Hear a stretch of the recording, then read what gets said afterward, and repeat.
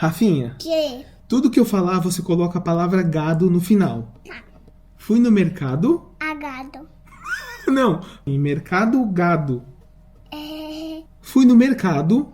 Mercado gado. Isso. Eu comprei uma camiseta. Camiseta gada. Camiseta gado. Camiseta gado. Isso. Eu comprei uma bermuda. Bermuda gado.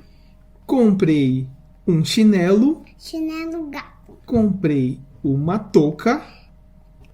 Toca gado. Que? Toca gado. Tá cagado? Tô cagado. Tô cagado.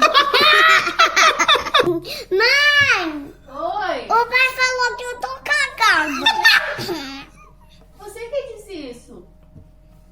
Falei bermuda cagada.